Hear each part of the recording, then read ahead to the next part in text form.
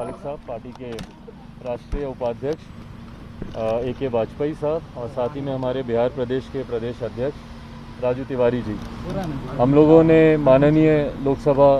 अध्यक्ष ओम बिरला जी से हम लोगों ने मुलाकात की। इससे पूर्व में ही मैंने उन्हें एक पत्र लिखा था जिसमें मैंने उनके डिसीजन को रिव्यू करने का मैंने आग्रह किया था, और उसका मैंने आज उनसे व्यक्तिगत तौर पर मुलाकात करके उसके मैंने आधार तथ्य मैंने उनके सामने रखे कि क्यों उनको इस डिसीजन को रिव्यू करने की ज़रूरत है। जिस तरीके से उन्होंने पार्टी से निलंबित सांसदों को में से एक सांसद और मेरे चाचा आदरणीय पशुपति कुमार पारस जी को जिस तरीके से उन्होंने सदन में लोक जनशक्ति पार्टी का नेता उन्होंने स्वीकृत किया है, ये गैरकानूनी है, ये गलत है। ये हमारी पार्टी का संविधान इस बात की इजाज़त नहीं देता। हमारी पार्टी का संविधान, लोक जनशक्ति पार्टी का संविधान स्पष्ट रूप से इस बात को कहता है कि लोकसभा में हो, राज्यसभा में हो, विधानसभा में हो, विधान परिषद में हो, any activity that takes place in the parliament और इन द असेंबली, वो हमारी संसदीय बोर्ड, सेंट्रल पार्लियामेंट्री बोर्ड के द्वारा ही स्वीकृत होने के बाद उसकी सूचना दी जाती है। इससे पूर्व में जब मैं भी नेता सदन बना था तो उस वक्त भी हमारे संसदीय बोर्ड के द्वारा ही ये हुआ था, और उस पत्र की प्रतिलिपि भी मैंने इनको दी थी कि हम लोगों ने पत्र के माध्यम से आपको सूचित किया था कि लोक जनशक्ति पार्टी के संसदीय बोर्ड की बैठक हुई है और इसमें चिराग पासवान को नेता हम लोगों ने चुना है। तो ये प्रक्रिया हमारी लोक जनशक्ति पार्टी के संविधान में इसका जिक्र किया गया है। तो ये जानकारी, क्योंकि मेरा पूरा विश्वास है कि यकीनन लोक जनशक्ति पार्टी के संविधान की जानकारी के अभाव में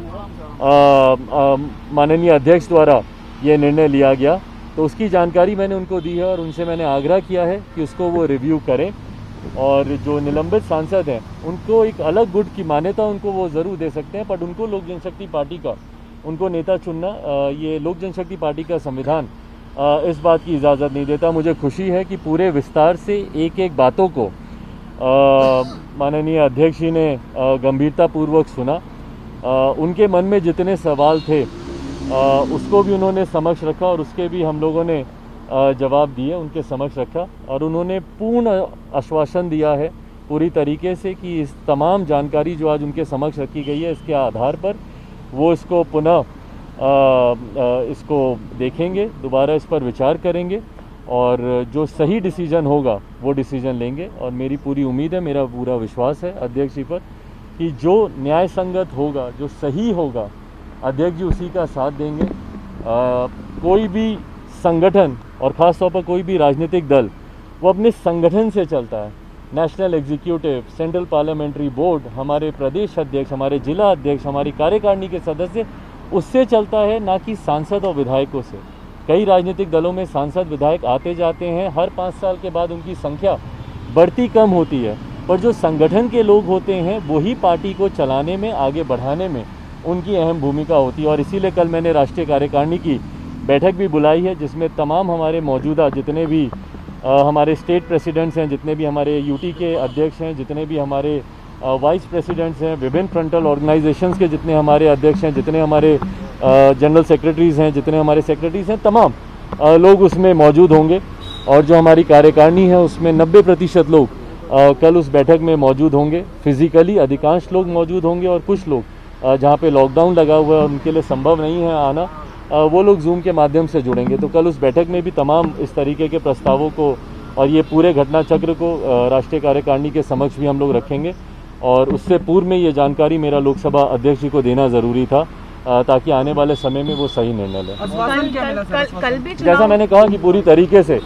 और बहुत ही सकारात्मक आश्वासन मिला। उन्होंने पूरी गंभीरता से इस बात को कहा कि कई ऐसी जानकारी थी, और यकीनन मेरे लोक जनशक्ति पार्टी के संविधान की जानकारी अध्यक्ष जी को नहीं होगी। वो कई पार्टी का नेतृत्व लोकसभा में करते हैं और हर पार्टी का अपना अलग संविधान होता है। तो मैंने उनके समक्ष इन तमाम बातों को रखा, और उन्होंने आश्वासन दिया कि वो पुनः इस पर विचार करेंगे और तमाम राय मशवरा करके जो उचित निर्णय होगा वो देंगे। कल भी कार्यकारिणी चुनाव के थ्रू आप चुने जाएंगे? में जो लोग शामिल होंगे? नहीं, देखिए मेरा चुनाव ऑलरेडी 2019 में हो चुका है,